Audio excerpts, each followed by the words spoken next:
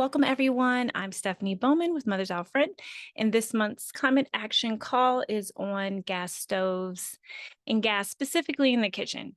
Today, we are going to be talking about health impacts, the funding that's coming down from the government, how you can share this information with your landlord or property owner, and what actions can look like for tenants.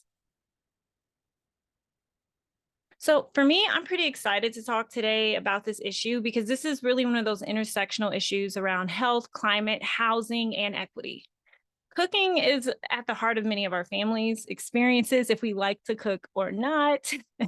And many of us find home in the kitchen and we spend that time with the people that we love. But did you know that a little over 1/3 of Americans um, use gas stoves in their kitchens? And so that's an appliance that, one, we know burns fossil fuels. For decades, gas stoves have been marketed as the essential tool for serious home cooks. I know my family believes it, but many of us grew up learning to cook on what many of us still cook on today. My mom, as well as my nieces and nephews, have asthma. And when I was growing up, there were many times that my mom would have asthma attacks and she had inhalers stashed all over the house. And I often wonder, one of those reasons was due to us always having a gas stove in the home. And I wasn't for sure if we always ventilated or if there was a vent. And so talking about these topics this time of year is so important. So let's talk about what comes to mind when people think of gas stoves. Natural gas, clean energy, cooking with gas is the best. If there's any other things that comes to mind when you think of a gas stove, feel free to call it out. And I think my toddler's joining. Oh, this is Casey. I just said the exact same thing to Paris on our breakout, that growing up and even becoming, a mom and having kids, and everybody always said, "Oh, you have to have a gas stove. It's the best. It's the best way to cook." And I was telling Paris, I don't think I ever had a gas stove. So I don't know what I'm missing or whatever. So I guess it doesn't matter, but this is all new to me and it's a very interesting topic. So yeah, I've totally heard the same thing. You're supposed to cook with gas. It's the only way to go. Apparently. Exactly. So that's one of the conflicting narratives when we talk about culture shift and research and how research changes, right? What we culturally deem as safe.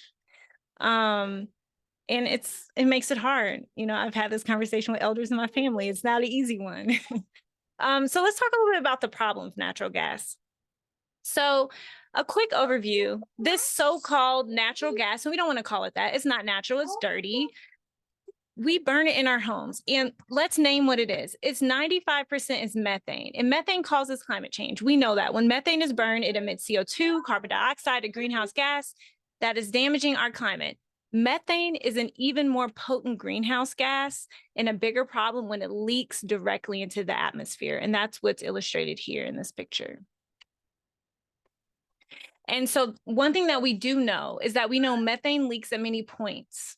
We know that they leak at the fracking fields where the gas is extracted, on its trips to our homes.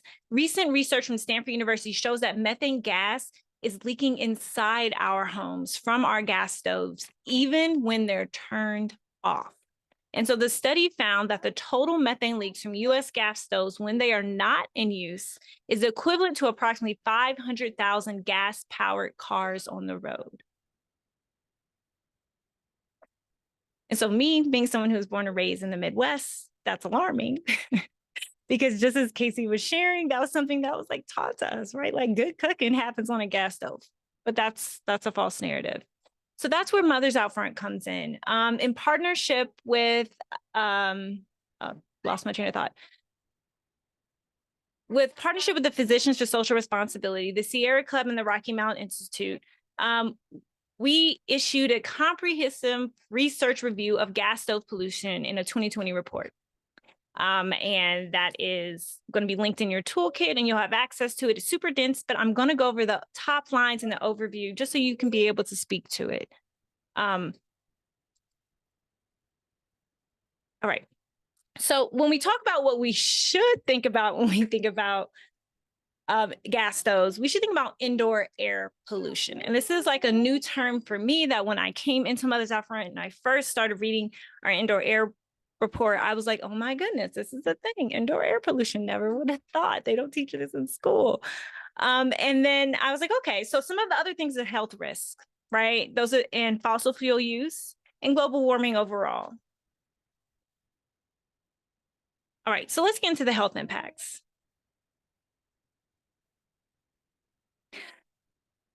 So I always feel like it's good when we talk about health impacts to start with symptoms, because symptoms tend to be the things that we notice the most, and they often can pop up more repetitively where we're like, oh, maybe this is the thing I'm experiencing. So some of the common symptoms associated with exposure is respiratory issues. Some of those can involve coughing, wheezing, shortness of breath, chest tightness, increased susceptibility to respiratory infections.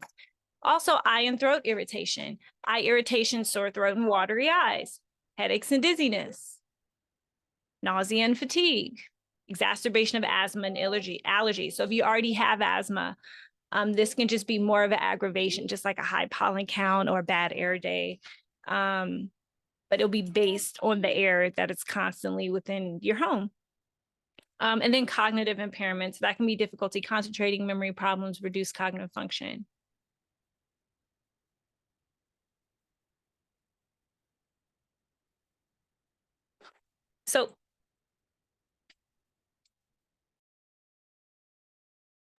So back to Casey's point, there are some cultural norms around gas stoves. And so often when we talk about gas stoves, we had a lecturer join us last year. He poised it this way around that it's very comparable to that of how cigarettes used to be deemed as harmless, right? Because it was so tied to culture. And so here are similar nuances between the two. So they were once thought to be harmless. Research findings have documented the harms. Now they're recognized as scientifically as a significant risk. And there's a lag between scientific findings and action to reduce the risks, right? And so we're right in that unique point as it was some time ago when the tobacco industry and the nicotine industry were being held accountable in regards to their indoor air pollution, right?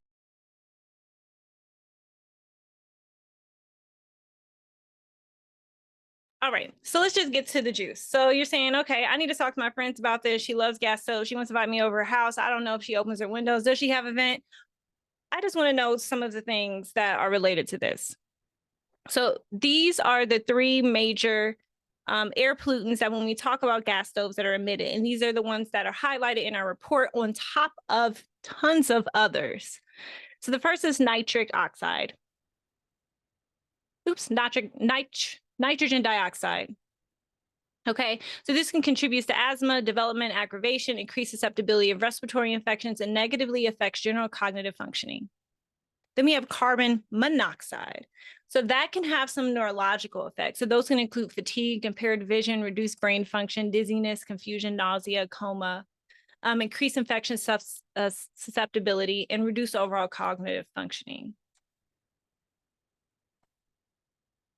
And then the last is fine and ultrafine particulate matter. And so these similarly as earlier to fatigue, memory disturbance, loss of concentration and judgment.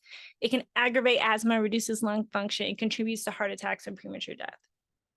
So when I was going through this, I was having a full like aha moment. I'm like, I remember being a child looking at the gas stove and it's like at my eye line, I'm pretty sure near my nose line, and I'm watching someone cook, right? And I'm like, did I have a headache? Did I feel lightheaded? I don't know, right? Like, I don't know. But it's good for me to know now. So what does that look like for our children? So the reason why children are vulnerable population, one is like I was just sharing about our height naturally puts us right at counter where it is very, it's not ideal. But also because there's an increased breath rate of children, right? Children have higher breathing rates. There's a higher lung to body ratio. So that means that the children have a higher lung surface to their body weight. And then the third is developing immune and respiratory problems. Because children have immature respiratory and immune systems, they're still undergoing development and they don't have the ability to deal with some of the extreme stressors that we do. Now, although we know that, well, exactly how the mix of, 2, CO, and the particulate matter and other gas stove pollutants affects childhood respiratory illness isn't well understood. What we do know is that there is an association between gas stoves and childhood asthma found children in homes with gas stoves had a 42% increased risk of experiencing asthma symptoms, a 24% increased risk of ever being diagnosed with asthma, and an overall 32% increased risk of both current and lifetime asthma. Now, just from that alone, this may suggest that multiple pollutants from burning gas together could pose a higher risk. So there may have been, you know, propane fireplaces or other things that weren't considered in the study. But overall, that it does pose a higher risk to children than without that alone. So this is just an illustration that was created by the Physician for Social Responsibility, and it really just shows the elevated levels of nitrogen dioxide, which is the toxic gas I was just speaking of, and how it can impact children. And it just shows, the aggravated respiratory symptoms, which is the wheezing, deleted tissue. They can be changed lungs function, and then it talks about the cardiovascular effects. So all of these also will be provided to you in the toolkit. So you may be saying, oh, Stephanie, this is really depressing. What can we do about it? I'm getting there. Trust me. Trust the process. We're going to get there. So there are some new findings. So there was a Stanford University finding that measured how cooking with gas or propane creates hazardous levels and concentration of benzene in our homes. And so the gas we use to cook contains benzene, a cancer-causing chemical. If you didn't know, it leaks into our homes when our stoves are even turned off. And turning on the burners to cook creates orders of magnitude more benzene. And that's a real health risk. Scientists measure that turning on one burner just for 45 minutes, roughly how long it takes to make a pot of chicken soup, can create concentration of benzene in your kitchen comparable to secondhand cigarette smoke. So just 45 minutes. So if you're cooking anything that takes longer than 45 minutes, it's going to be like multiple cigarettes going. And then the last note of the findings that I find very helpful, which you'll have access to download the report, but I just didn't want to send you like 17 links to several reports right now. It's like information overload. So you'll get this in a nice, beautiful package. And then the last is, even after cooking is over, the benzene hangs in the air for hours and it drifts through the home. And so scientists even measure that there's high levels of benzene in some folks' bedrooms, far from the kitchen, more than 6 hours after the stoves have been turned off. And that's why opening your windows after cooking, if you have gas stoves, is a great way to resolve that. All right, so let's talk about the money, the funding from the government. So there was some time ago where there was this thing called the Inflation Reduction Act. I don't know if y'all remember it. It was a big hoop to do. Some folks were upset about it. Well, guess what? It had a lot of tax credits and incentives to upgrade our country. So today I'm not going to go over all of the credits because in regards to energy, it will be like 17 or so, and we don't have time for that. So I just chose 5. But in regards to induction stoves, the first one is the one that's relevant to upgrading your stove. But because I'm an information person, I'm like, oh, I can't not share the rest because you're here. So the first is the one relevant to upgrading from gas to induction. So this is the Clean Electricity Investment Credit. And so you can get up to $840 in tax credits for each electric, including induction, cooktop stove, range, or oven you buy and install for your rental properties or your home. This credit covers up to 30% of the cost of these appliances. All right. Some of the other interesting, juicy ones that I'll just note, but I won't get into the weeds of today, is the energy efficient home improvement credit. That's number 4. This covers up to 30% of the cost of energy upgrades with a cap of $1,200 per year. Eligible upgrades include installation windows, doors, skylights, roofs, water heaters, and heating and cooling equipment. I'm not sharing it as if someone is gleefully upgrading those things. Those are usually things I find that people upgrade once it's a problem. So if it's been a problem for you since January of 2023, and you've had to do those upgrades, know that when you file your taxes coming up, you can actually include that in there. So that's just a helpful thing to know, not that everyone's gleefully going to buy new water heaters, but if it does go bad, it's good to know that there is a credit from the government for 30% of the cost. So I'll just pause there to see. I know that was a lot of information I just shared. And the next slide is me talking about how to get the money. But I just wanted to pause it to see if anyone has any questions.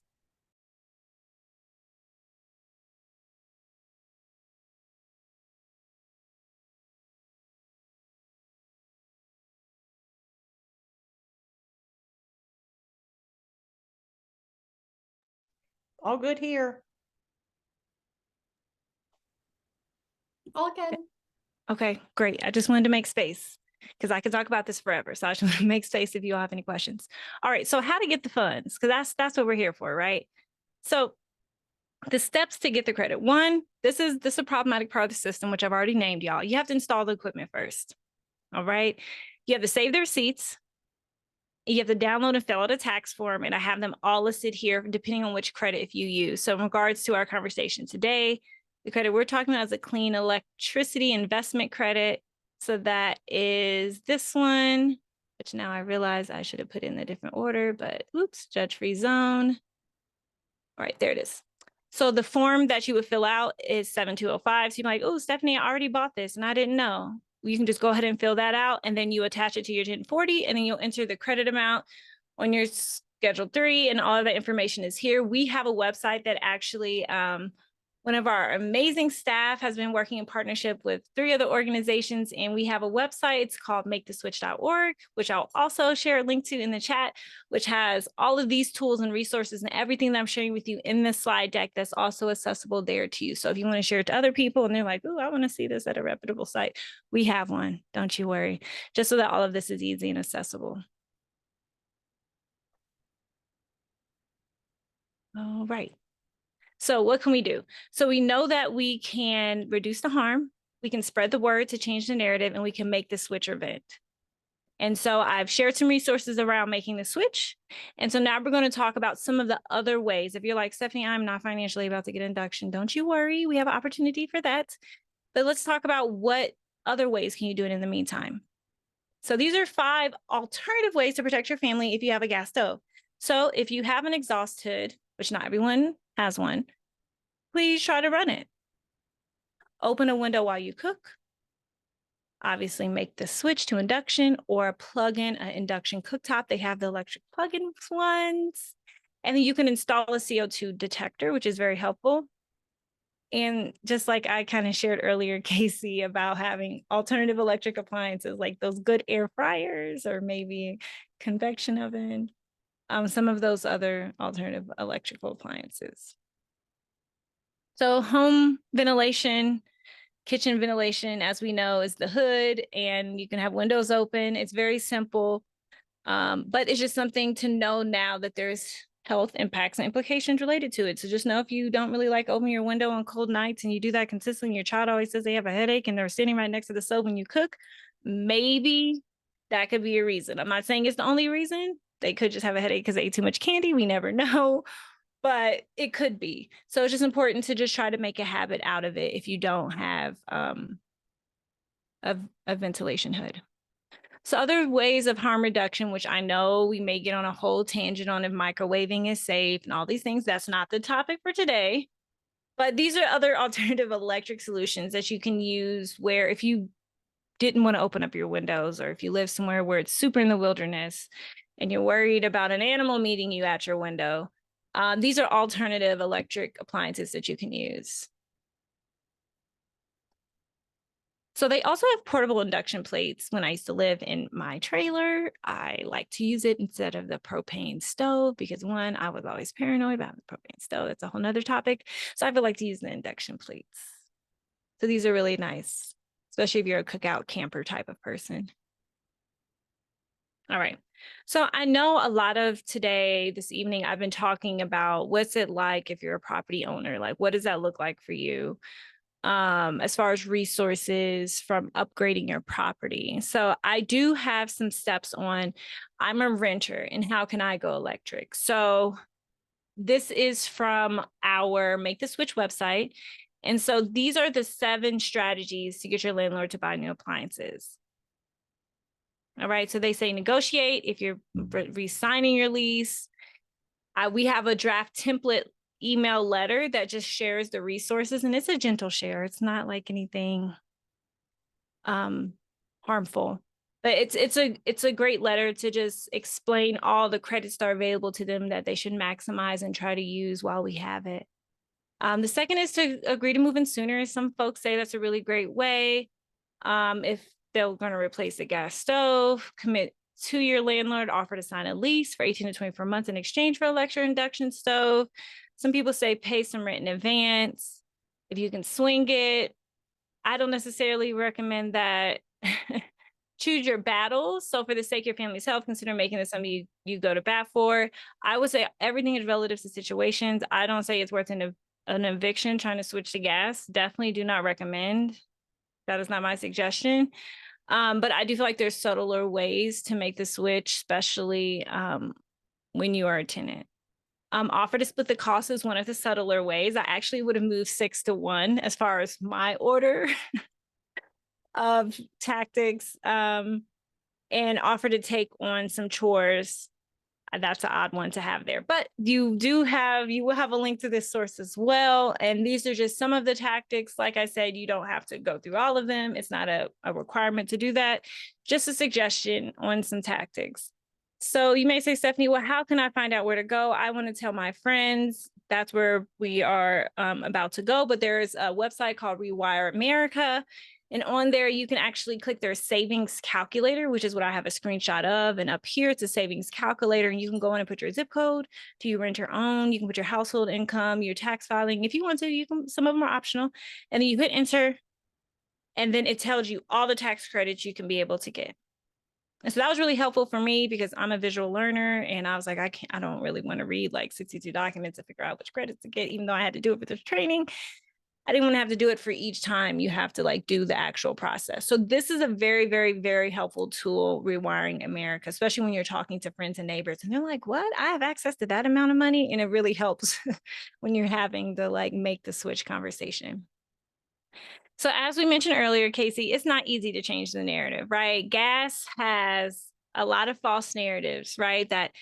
And they push it through education. And so one thing I can say that I really love about Mothers Out Front members is that they have been spreading the word about portable induction cooking plates as alternative cooking on gas stoves. Like they've been recommending for folks who are even in apartments where landlords are like, meh, I'm not going to do that. Hey, just get you a little gas plate. They're fairly inexpensive. I mean, as far as if you just get one single, if you have a large family, you may have to get one that's a little bit of a wider plate. I have a large family, so one would not be enough. But just knowing that there's a false narrative around how cooking on gas is better, right? And that's not the case. Cooking induction, at least to me, as someone who made the switch 2 years ago, it's the same. If anything, I would say there's not a fear of a toddler randomly not turning the knob all the way back. That I'm like, is there gas, you know? And then she heard me right on key. Yes, say hi. And so the other part of changing the narrative is that there is access in some of our libraries, depending on where you're located in the country, where they do have portable induction plates that you can rent. And so that's really great if you're like, I just want to see how I like it. Maybe I want to show my aunt at a holiday dinner that things don't taste different on induction, you know, whatever you want to do, there are rentable at the library. All right, so with that, I'm going to pause and see if there's any questions, and then we can dive into the action for today.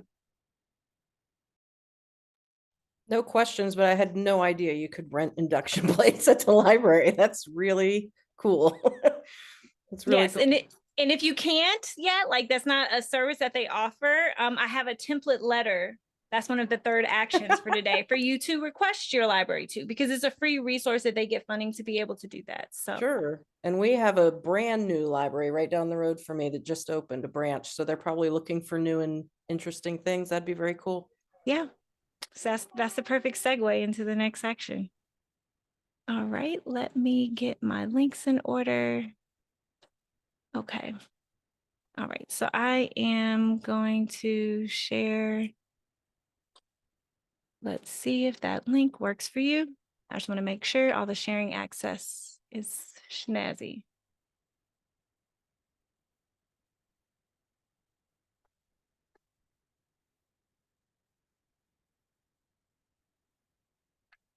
So yes, so I shared a link in the chat. It is a link to our action toolkit for this month's action call. If you can access the chat, just click in, just let me know it works for you. I just want to make sure the permissions are working. Yeah, it opened for me. Wonderful. Open for me. Okay, great. And so I'm just going to go over briefly what each one of the actions are, but if you so feel inspired, you can go ahead and start completing each one. But I'll just work through what they are for the people who will be doing this from home. This is for you.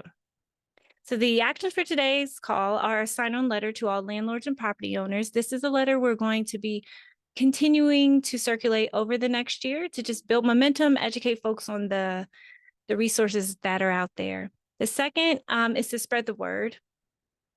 And the third is to write your library or a community pillar. So you will see a letter to our landlords.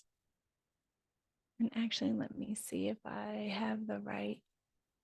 Is it here? Yes, haha. And so I think I did the right one. Yes. So action one is to sign our letter to landlords. And so we're just demanding that they prioritize utilizing the following rebates and credits to improve our quality of life. And so we broke them down in these 4 categories. We know it's not limited to this, but these are the ones that we're advocating for. So installing energy efficient appliances, heating and cooling systems, including induction cooktops, wink, wink, stoves, ranges, or ovens for residential or commercial use, enhancing indoor air quality and ventilation, installing solar panels, wind turbines, geothermal heat pumps, fuel cells, or small hydropower systems for your residential properties. Also installing alternative fuel options, such as electric charging stations. So if you happen to own property or know someone who owns property and they wanted to offer electric charging stations for their tenants, they also can get a credit back. That's one of those credits that was listed on that earlier slide. So when you complete the letter, in it, you will receive a portable email template that has all the links and everything that I have been sharing with you and talking about.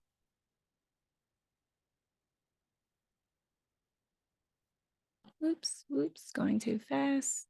All right, so the second action for today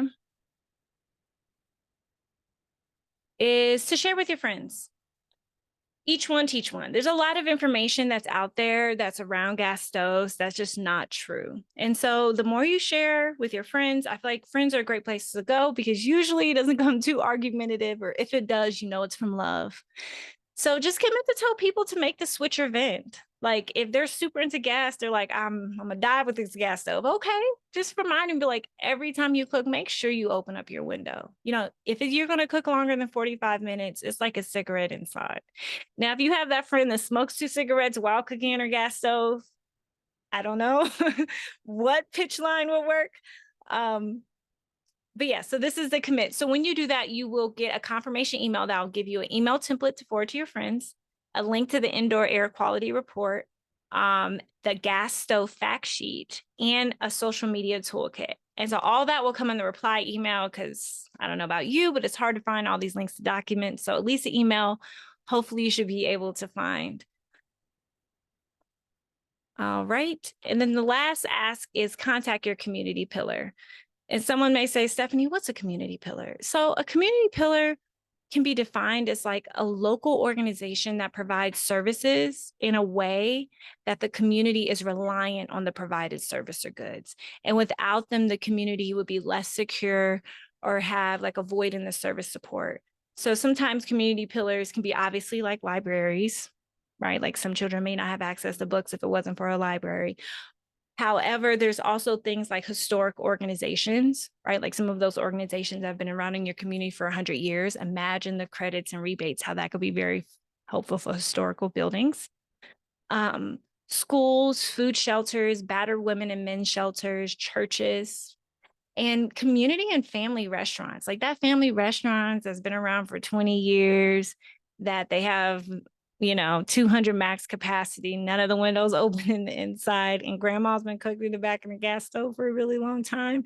They could actually benefit from using some of these energy efficiency credits that are coming from the government. It may not be safe to start with gas stoves with grandma, but maybe starting with some of those others like indoor air ventilation systems.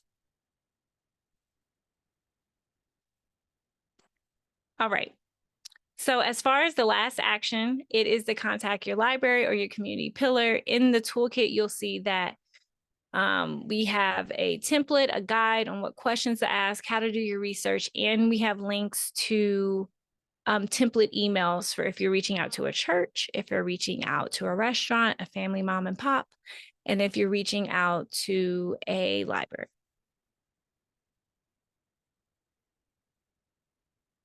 All right, so with that, I know I've done a lot of talking. I'm just going to play some music as you all fill out the toolkit. And if you've already made it through, you can just let me know or put a number in the chat.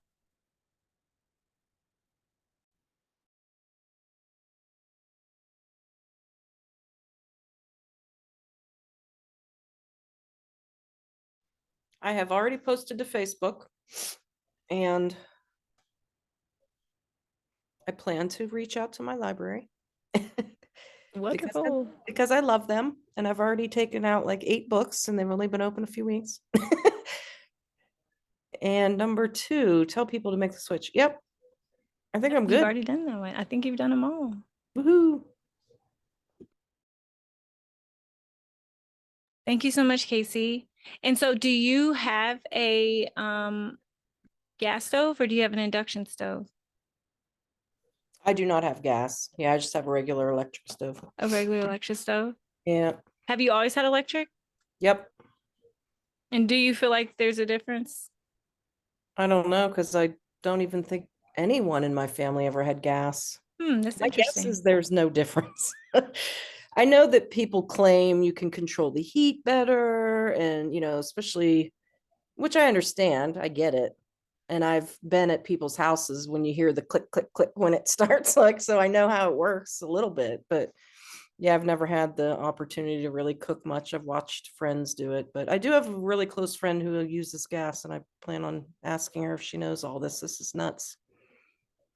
And I have 3 children, and 2 of them, well, actually, all 3 of them have shown signs of asthma, but the older 2 were definitely diagnosed with asthma. The youngest one's had to use a nebulizer a few times, so I know how indoor air quality can be very important for our little ones, especially.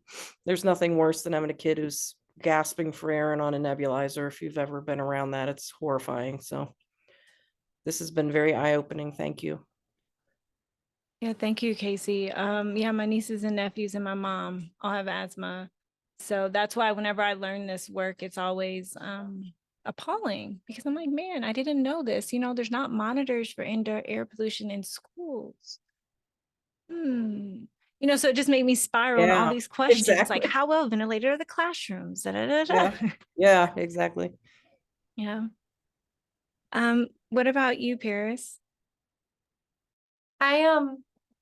I live abroad in like embassy housing, so we don't have much say. I have a gas stove, but I'm always terrified of it. My sisters and I grew up in RVs and trailers, and we almost died of carbon monoxide poisoning once because my sister accidentally hit it while we were playing, and my parents didn't find us for a few hours. And Oh my so God. I'm terrified even of like when I leave the house, I have to take a video of my stove to assure myself I just don't have it running because I'm paranoid now. You have every right to be. That's horrifying. Yeah. We grew up in Western Pennsylvania, and we had a kerosene heater. We had multiple kerosene heaters. Talk about horrible. You could just smell it, and it would make your chest hurt to smell that when my dad would light it. And my mom suffered major headaches and would forget things. And it's very obvious that we were poisoning ourselves living in that environment. So yeah, it's very scary. I'm glad you survived, Paris. I'm glad Yeah. you guys made it. Thank That's you. terrible. But definitely RVs, like that's when I first was learning about this because it's gas stoves as well as they consider propane stoves is considered in this. And I was like, man, when I was in my trailer, sometimes you don't open up all the windows because it's like cold. And it's like, so what does that look like if it's indoor air pollution, even when it's off, right? So I'm like, Yeah. if that's what it's off in a house, and they said another bedroom that was far away is what the Stanford study said, still had the particulates in there after 6 hours, then what does that look like in a trailer, Paris? Yeah, it's a confined tiny space. Yeah.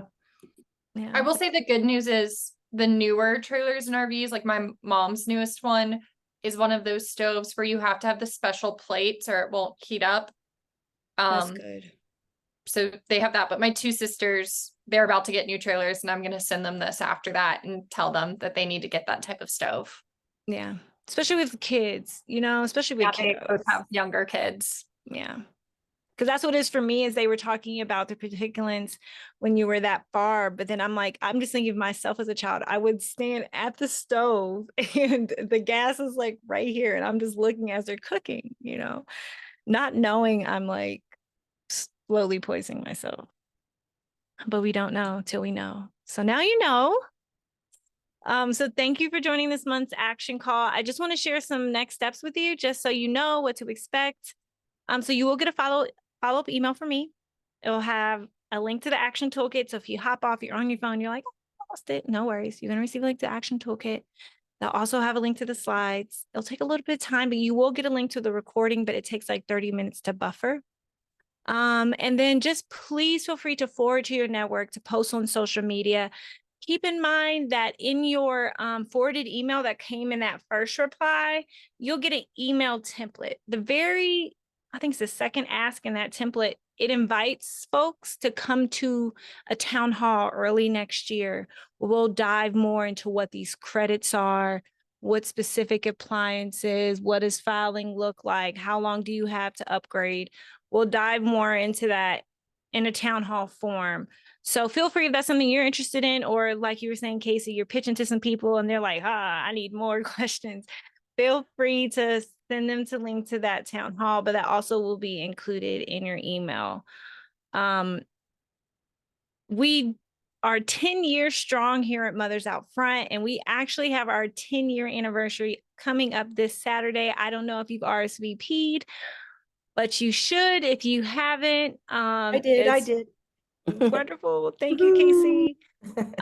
It's going to be hybrid, but there are going to be watch parties all over the country of our moms tuning in, and it's our founding.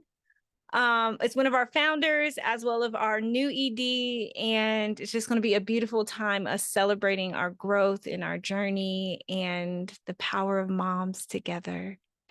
And so with that, I just want to say thank you for joining me. It's a little intimate group here.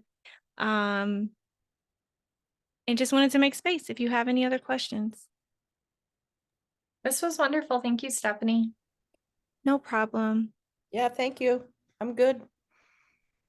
All righty. Well, thank you so much for joining us. And I will send you all a follow-up email. And if you have any other questions, or if there's just something that just stuck out and you're like, oh, that was so helpful, please give me more feedback, because I'm building out this curriculum and what support looks like around informing folks around all the credits that are available going into next year. Awesome. Thank you. Thank you.